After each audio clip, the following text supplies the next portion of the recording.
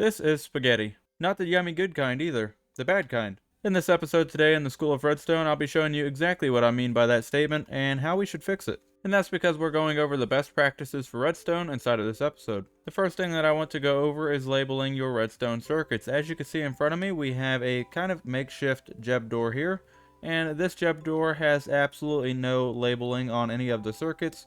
So everything kind of blends together and you don't really know what is what and what's doing what unless you sit here and study it for a while. So this particular door actually has two different circuits and both of these need to be timed precisely in order for the door to work correctly. So if you're unfamiliar with the Jeb door, we can go down here, and as soon as we hit this lever, it's going to close the door and it's basically going to disappear into a flush wall. That way you have no way of knowing that there is actually a door inside of the wall. Now obviously you would place this lever somewhere else, but for demonstration purposes I just placed it in front. But I'm not so much showing you the door as I am showing you how to properly wire the door. So if we have all of the redstone wire just thrown on top of here like this makes two different problems. As mentioned, I don't know what circuits are what, and two, if I go through here and I just break a block digging out, then I also am breaking redstone, and I have no way of knowing that there's redstone on top of here until it falls on my head. So for the purpose of this example, we have a second Jeb door here, and this one is a mirror copy. The only difference is we have different colored concrete to indicate the two different circuits. See, we have the main power line here, which is going to be our circuit number 1, and this is going to be the first one that is powered. It's going to power all of this redstone dust here, and also run down here and power the lower pistons as well. And on the top here, this circuit here, with the redstone dust powering the blocks, is actually going to be responsible for powering these upper pistons here. And then if you look up here, we have these two secondary circuits, this one here and this one here, as indicated by orange. And as you can see, we have each side on a 4-tick delay. That way both sides are nice and even. However, there is a delay behind circuit number 1. The reason why we have two different circuits here is because we need some of these pistons to extend before the other ones. So for example, if these were to extend first, then it's going to push these blocks out, which is no good. We're also going to have these extended, which means that these will not be able to push these pistons because you cannot push a piston that is extended. And then furthermore, we're going to have all of these pistons fighting over who gets to go first because they're all receiving the same redstone pulse length at the same time. And that's not going to work well for anybody. And to demonstrate that, if we remove these repeaters, which are going to remove the difference in timing, then we can hit this, and as you can see, it's going to kind of work, not kind of work, going to break, not do what it's supposed to. Yeah, it's not going to work. So in order to make it nice and reliable, we're going to change these out with some repeaters. We're going to put those on a 4-tick delay, that way they have enough of a difference between timings, and then whenever we retract that, it's going to work exactly the way that it's supposed to. Now I know what you're thinking. You have yellow inside of your hallway. We don't want yellow inside of our hallway.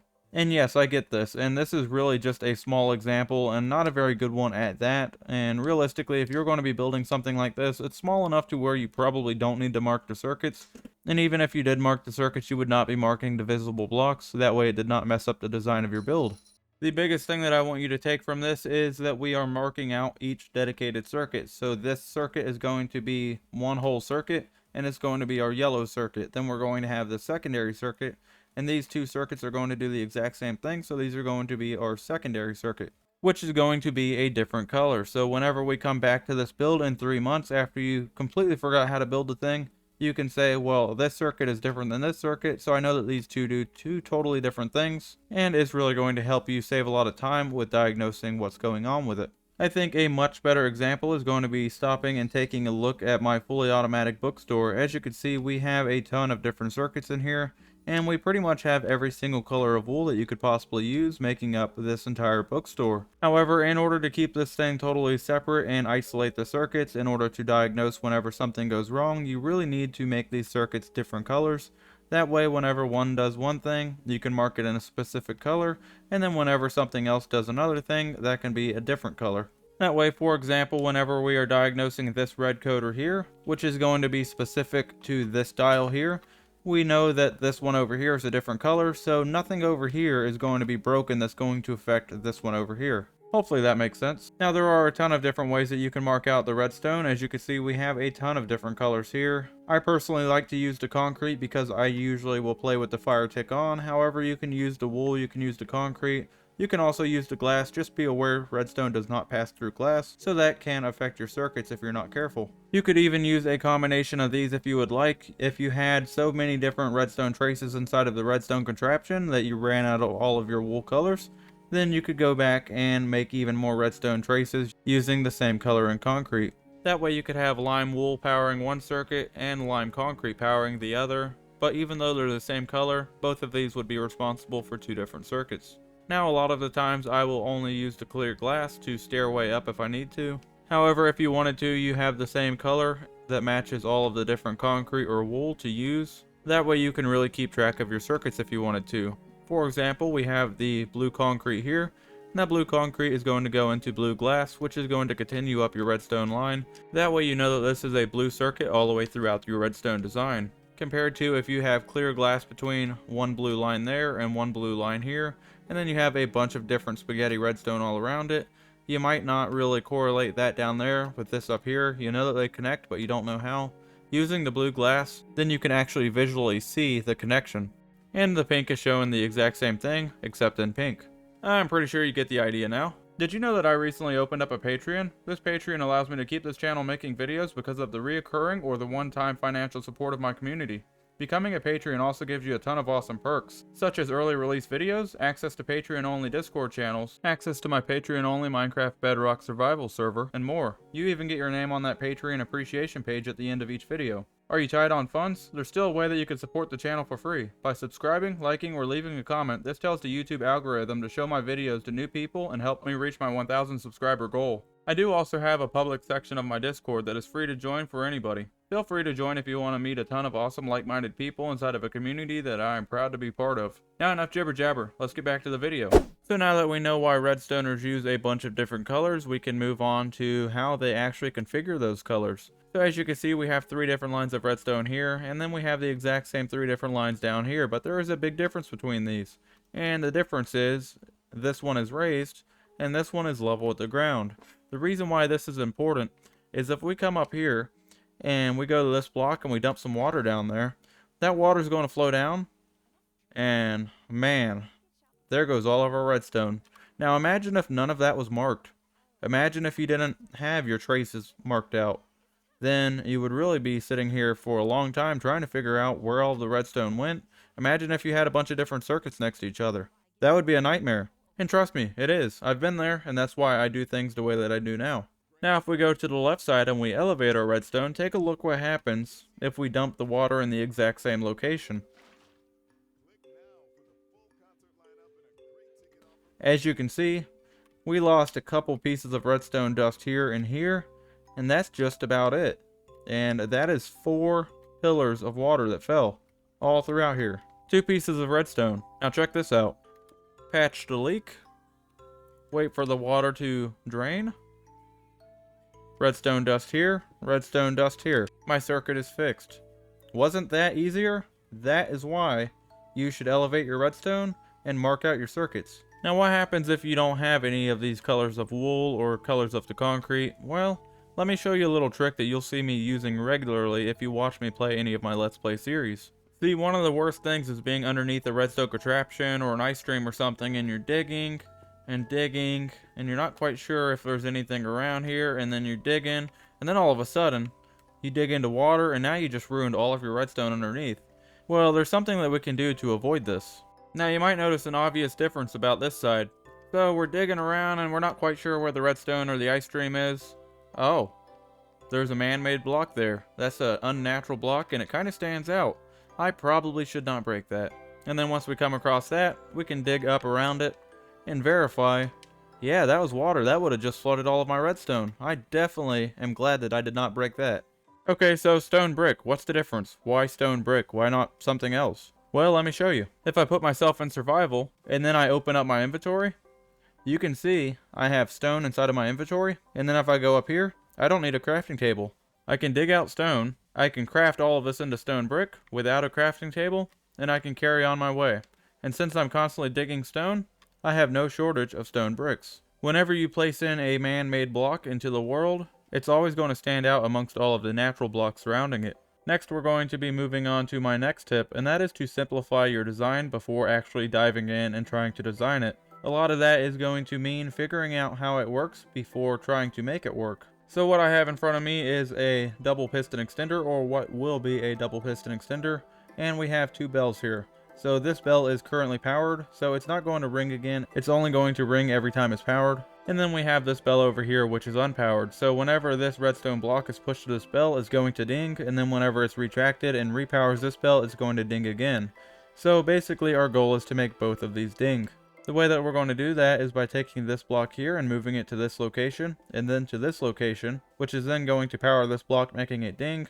Then we're going to move it from this location to this location, and then from this location back to the home position, which is going to repower this and make this ding.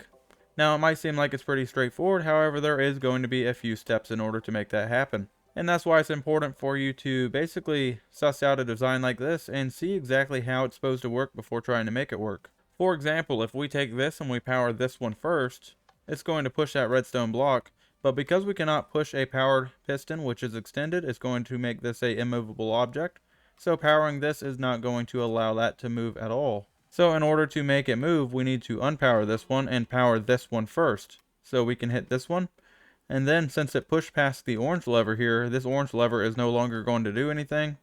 We now need to power this block here, which will then power this piston, which is then going to push that out and make that bell ding. So that's the fairly simple part. The more complicated part is going to be taking that redstone block and bringing it all the way back to its home position. So again, if we unpower this one first, it is going to leave this piston here because this piston is currently extended and powered, making it an immovable object, and it's not able to be pulled or pushed. So we cannot unpower this one first, this one is going to have to wait to be unpowered. Again, this one is not going to do anything because it does not have a block next to it. The first thing that we're going to do is unpower this piston here. Once we unpower that piston, it's going to drag that redstone block back towards the face of this piston. And then we're going to unpower this yellow one, which is going to take that piston in front of it and drag it back towards this piston. However, you might have noticed that it has released the redstone block, and that is because the piston will only pull the block in front of it. However, the sticky pistons are not naturally sticky like a honey or slime block, and it has to be the actual sticky piston that pushes or pulls the block. So now that we have this one pulled back, now we need to repower this one to grab that block and pull it back, and then that's going to ding this bell. So to do that really quick, what we need to do is power this one, and then power this one, which is going to ding the bell, pull this one back, and then briefly power this one, which is going to pull that back.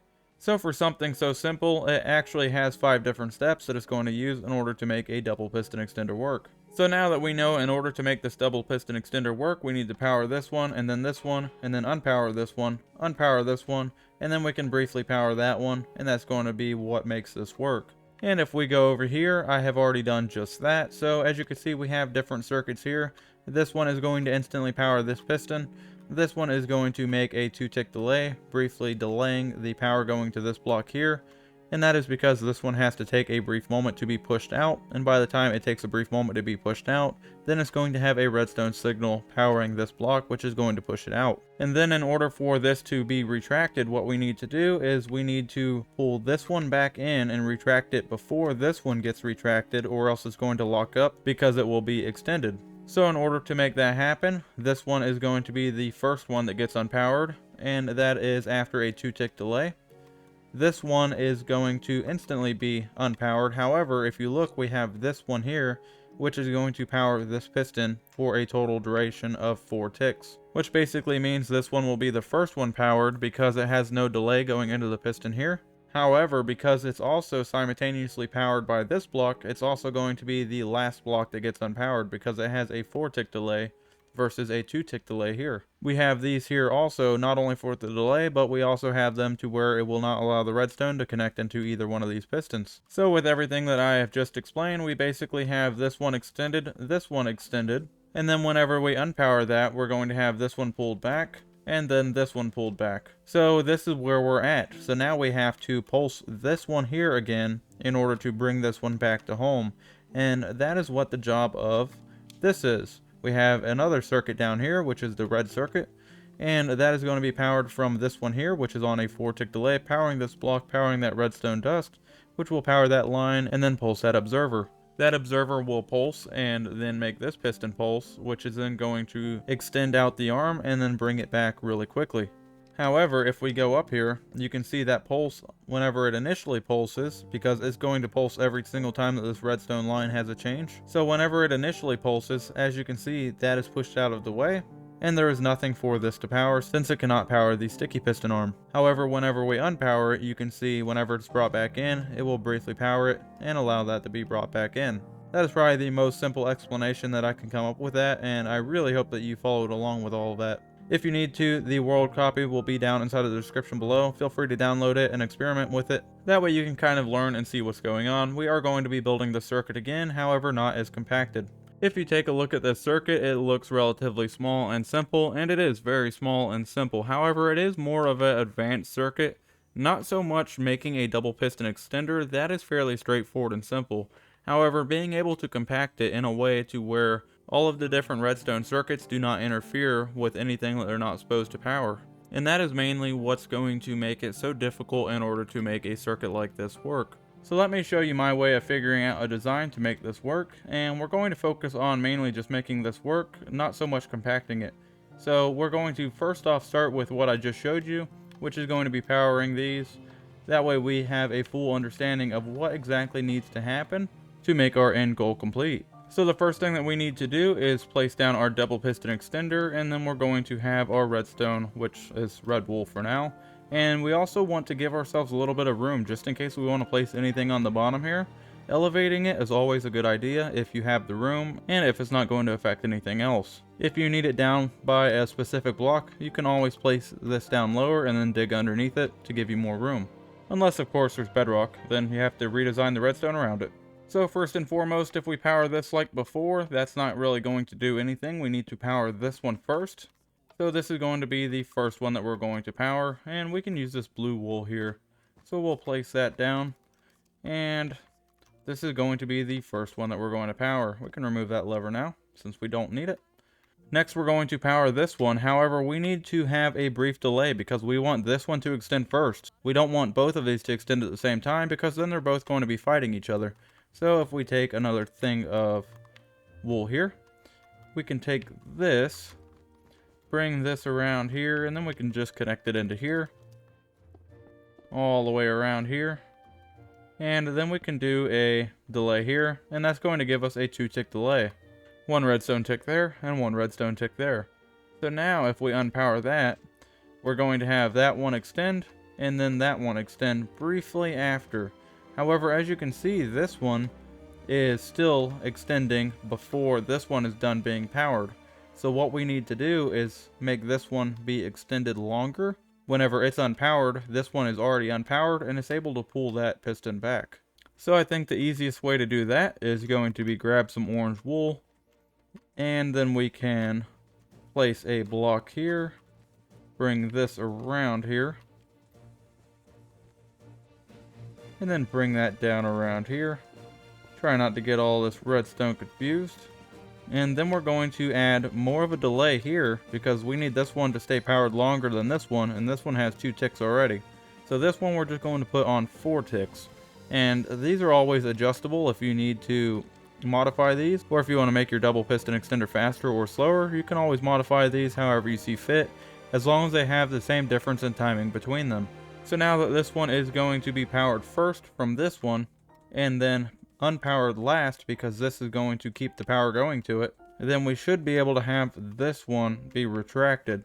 So if we unpower that, as you can see, this one is going to be unpowered first, and since this is powering it, this one's going to be unpowered next. So first to extend, and the last to retract. Now it's fairly simple. All we need to do is power this one over again, and the easiest way to do that is just going to be to make a pulse go to this one. Now if you wanted to, you could just make this powered and then unpowered. However, since we have the ability to make a pulse fairly simple with an observer, we can just use that mechanic, which will make this very easy. So now we need to look at the circuit, and we can go back to our little switchboard over there if we need to. However, we have this one that extended first, that one extends second, and then this one's going to pull back first, that one's going to pull back after, and then after this one's done being pulled back, then we need to pulse this one, which means the pulse is coming after this is already done. So we can take this line and use the deactivation off of this, because this is going to be the last thing that happens up until this point. And we can use this being unpowered to basically give us a pulse in the correct timing that we need to. So we can take this, put our observer on there, and as soon as this unpowers, it's going to trigger that observer. So at this point, we can grab us another color of wool. I ran out of wool. Don't worry, I got green. And now that we have the green, this is the one that we need to pulse. We need to put this here to where it's not going to interfere with anything else around it. And then we can take some more green, put it there, bring that around here, and then just put redstone dust all the way around here. And then that should not interfere with anything else, and it should be able to pulse that piston as soon as this is unpowered. Now, of course, this is also going to pulse the piston whenever it's powered, but because this is going to already be extended, it's not going to have anything there to power, so it's not going to affect anything on the powering stage. So let's go ahead and test this out.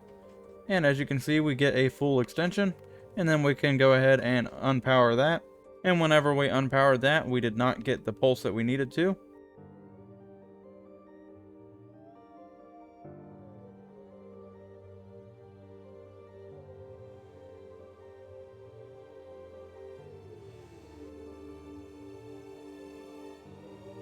And I do believe that is because it happened too quickly. So we can power that, untest it again, and what we need to do is add a little bit more delay into this circuit. So to make this easier, we can just remove this wool here. We can take this, we can remove that, and then we can make that observer face the output into that block there to power that, and we don't even really need that anymore. Then we can take some more wool, remove that one to keep the circuit clean, and then we can take this and then place that there, and then that will allow us to have a little bit more control over the delay that this observer sees. So let's go ahead and try that again, fully extended, and then it's not going to retract, so we can add a little bit more delay, fully extended, and let's try it again, fully extended. There we go. Now we finally got our retraction, and as you can see, it's nice and reliable. We can repeat this over and over, and it's going to do everything that we want it to. Now, if you look at this, this is pretty much doing the exact same thing mechanic-wise, just a little bit different and a little bit more ugly, as this one is here. So if we hit that, it's going to do the same thing, bring it right back. And then if we do that, it's going to do the same thing and bring it right back as well. And it's going to take a lot of trial and error. That way you can move things around and make sure that you're not powering things that you're not supposed to be powering. There we go. I ended up moving these over because these are technically two different circuits, although they do the same thing. But I just didn't want you guys to get confused on the world download. Anyways, that's going to wrap up this lesson. I hope that this showed you something new, and now you have a good idea with different ways of protecting your redstone and making it easier for your future self to be able to diagnose the redstone easier and protect against redstone being destroyed. As always, if you guys have any questions, you can drop a comment down below, or you can reach out to me on my public Discord. Links are down inside the description. Thank you guys so much for watching, and I'll see you in the next video. Bye.